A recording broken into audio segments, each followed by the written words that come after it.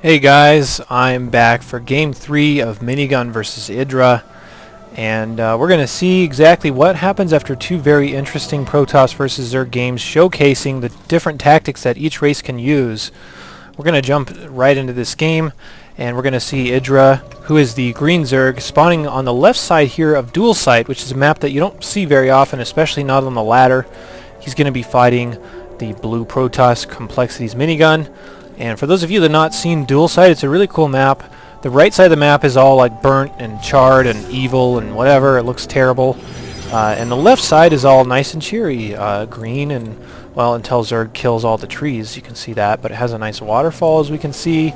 It's very pleasant on this side of the map, which is kind of funny because if you weigh both of these players, at least in terms of their reputations, I'd probably put EG'Idra on the red side and Minigun on the green side. But whatever, this map doesn't care about reputations, especially if EG'Idra is going to come in here and just kill all of the plant life on this side, making it this terrible brown color. Looks awful and all burnt and, infected and whatever. But Minigun's going to be coming in here and scouting, seeing what EG'Idra is actually doing. He does not see a pool, but it looks like EG'Idra is going to plop one down right here. Minigun is going for no forge fast expand, which you can get away with on this map. He's instead just going to opt for that gateway first, and a cybernetics core right here to continue to wall this off in most likelihood. He's now taking his gas, and we'll see where both these players want to go with their builds.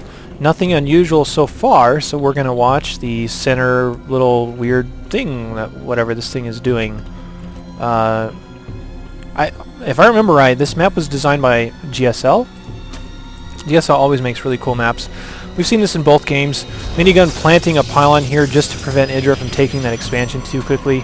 Minigun is just going to head out with his probe, feeling that the damage has been done in terms of delaying EG'Idra in what he wants to do. Minigun has a weird rally set up on his probe, just walking in here, making sure no hidden roach warrens are dropping. Cybernetics core is now coming down from Minigun, so very normal stuff so far. Back here, EG'Idra is still trying to poke at that pylon, and Minigun is again going to be annoying with his probe and try to kill this drone. If you look at the health between the two of them, Minigun's actually behind in that punching battle, so he will lose.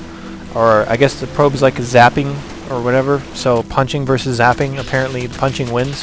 Zerglings are here to poke this pylon down, and you could hear that little electrical sound, meaning that the shields have been broken. EG'Idra should take his hatchery in just a second. Yep, there it goes. And Minigun is continuing to hide a probe here. In the first game he tried to do this, but EG'Idra caught him. You can see him trying to hide it in these trees here, right next to this ram. And this is something you see a lot of Koreans do as well. EG'Idra is also poking around inside Minigun's base. There is a zealot trying to chase it down and kill it. Minigun is trying to chrono out a stalker so he can kill that Zergling, or not Zergling, that's obviously a drone. And get this scouting information out of his base so he can do what he wants to do next without EG'Idra being able to see it. Zealot just leaves. He's like, screw this, I'm leaving. The Stalker is going to come over here and he should kill that drone, no problem at all. There's really no reason for EG'Idra to even micro this anymore. But the drone now pops and you can see its like hands or face or whatever that is right there sitting on the ground. A few Zerglings are sitting over here at Minigun's third. There is now a Twilight Council coming down. So we can see that, and due to the lack of gas spending, I would have to guess this is going to be Dark Templars, but it could also be just a one-base blink play. We'll see where Minigun wants to go with it. The Zealot has now huffed his way all the way across the map. Stalker is now rallying here, so this is standard Minigun stuff, apparently, to go in here and harass with these first two units and force units out of Zerg. EG'Idra already is ready for that with a lot of Zerglings here, so he could just outright catch both these units. Speed is halfway done. He is going to catch the Zealot. He is going to lose a few Zerglings unless he decides to micro him back, which he doesn't. He loses one Zergling, which is clearly the end of the world. Up come a couple of Zerglings. They tried to poke Sentry to death, but it did not quite get there as it still has 16 health. Down goes the Dark Shrine, so it is going to be a Dark Templar harassment, and that's why this probe is still hanging out here, so he can get more forward Dark Templar warp-ins as opposed to just sitting back at his base. EG'Idra's putting down an evolution chamber, so if EG'Idra just goes for blind spores, which a lot of Zergs do nowadays, he will just outright counter this, and Minigun will be way behind. So we'll see what's going to happen with this build. The two extra gateways are now going down for Minigun, and if you're a super smart Zerg, you can check this count on in terms of how much gas has been spent on these two, or rather on these units, and figure, you know, it looks a little thin. Like by now you should probably have a couple of extra sentries, and you don't. You obviously had to spend the however much gas it is to put down a dark shrine. I think it's like 225 or something. Let's see, 250. And if you see that if you use sentries lacking, you're going to know there's something in there that just doesn't add up. There has to be something else in there that I'm not taking into account. So we're going to see if EG'Idra reads this correctly, and if he expects Dark Templar, but he does not have any Spore Crawlers here, and it looks like EG'Idra actually did kill that probe that was hanging out here, so EG'Idra is actually in pretty good shape right now in terms of being able to prevent this Dark Templar from warping in. There are some warping in here on the low ground. As you can see, Minigun smartly put a pylon there so he could reach the low ground, and these Dark Templar could wreck up a lot of stuff out of EG'Idra, considering EG'Idra's lair is not done. He's not going to have any Overseers, and he has not put down any blind Spore Crawlers, so he could be in a lot of trouble here. Up comes the two Dark Templar, and EG'Idra actually sees this. If he can get on the ramp and hold position, that'll buy him critical time. He does not get there in time. He just kind of sits there.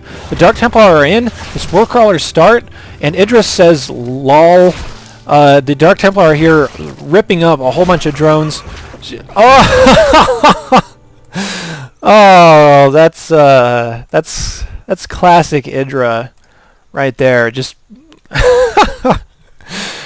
yeah, EG'Idra is pretty happy about Minigun's tactics, as you can see right there. Go exclamation point @ $$ yourself. Pretty sure all of us know our fair share of 4-letter words, and you can add that together for whatever you might think that might say. It obviously doesn't say go milk yourself. I don't see why that would say that, but whatever. Anyway, Minigun wins the third game out of these three with a Dark Templar rush. You can see EG'Idra is not happy about that. And that concludes this series. I hope you guys enjoyed that. If you have any comments that you'd like to say about these players, which EG'Idra always stirs up a ruckus, feel free to do so down in the comments. I'll be back for more videos. I'm trying to focus a lot more on tutorials lately, but I didn't have a lot of material planned for today, so I just went with pro games. We got some good entertainment out of it, so I hope you enjoyed that. I'll see you guys next time. Thanks for watching.